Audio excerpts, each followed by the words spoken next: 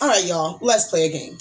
Before we get started, it might sound like a joke, but it's not. It's actually one of the clearest ways to show how the sundown infrastructure still works. Okay, so let's watch this video of the Honda plant in Greensburg, Indiana. It's just someone at the production line, nothing political, nothing about history, just a hard day's work. Let's play. Let's see how many black people we can spot. Let's count. All right, let's go. Let's see. Wait a minute. I think I missed one or two right there in the beginning. Hold on. All right, so this plant has a few thousand people working there. It's not a small place. There's quite a few videos on YouTube about this plant, and you can watch for yourself. Oh, look, they're taking their jobs, right? But I'm not saying that this video represents, the entire plant, but just watch with me. Did I just miss? Tell me in the comments how many of us you saw on this line. I think maybe I'm up to 3, maybe.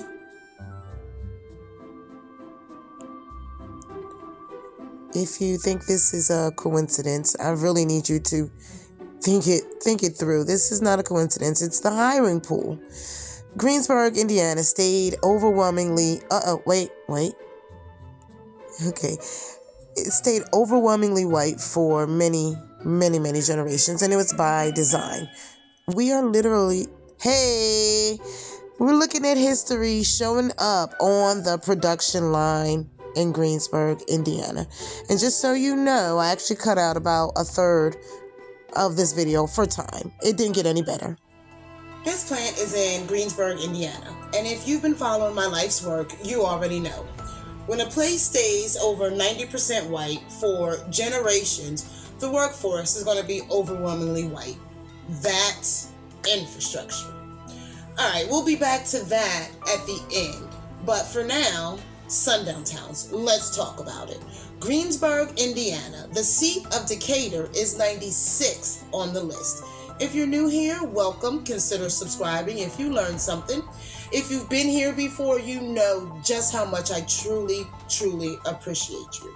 In today's video, we're going to learn about when Greensburg, Indiana, forced our ancestors out of town. If you are new here, hi, I'm Rena. My life's work is to uncover what I call the sundown infrastructure, segregation, terror, and violence that created a system of sundown in the United States.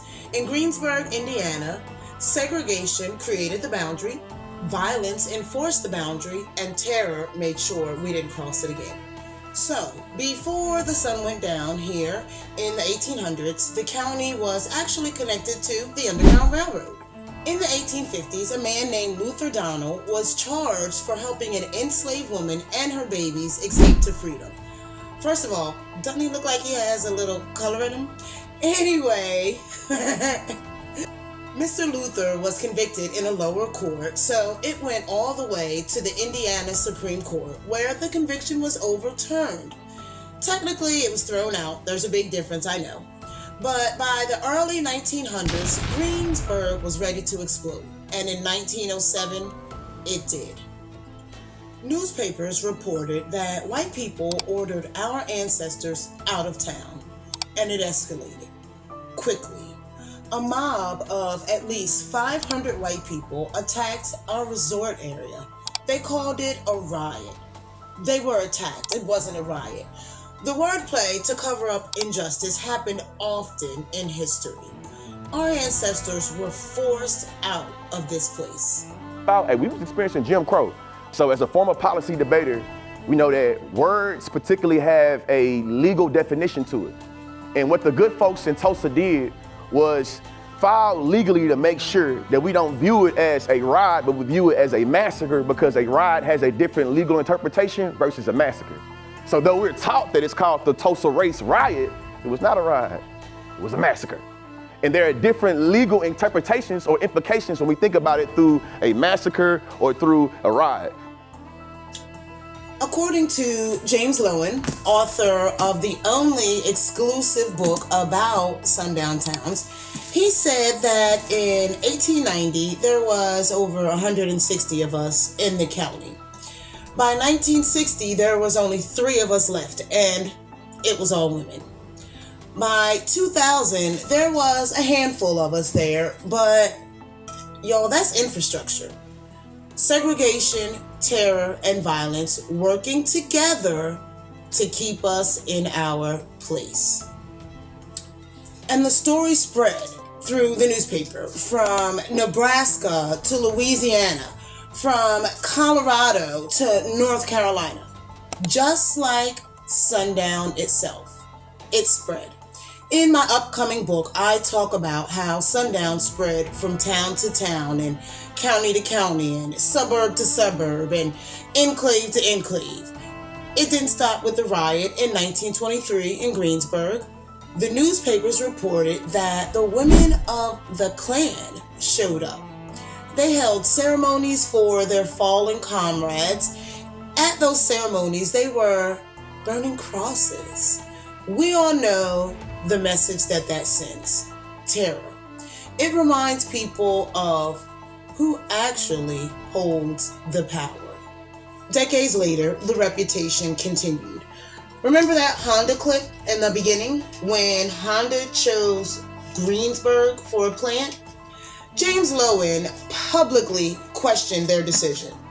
He asked why a company would choose a town with a long history of exclusion, and if they had plans to build a diverse workforce.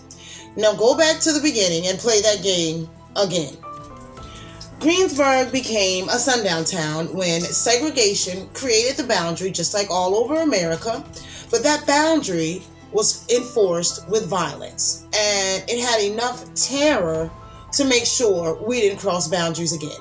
That's the sundown infrastructure. Greensburg is just one place. Indiana had dozens. I'm going county by county, mapping out this system that made sundown possible. If you've ever heard of a town where people were warned not to go there after the dark, leave it in the comments, because the comments help me decide my next episodes. Subscribe if you are interested and want to follow my life's work, and I'll see you in the comments.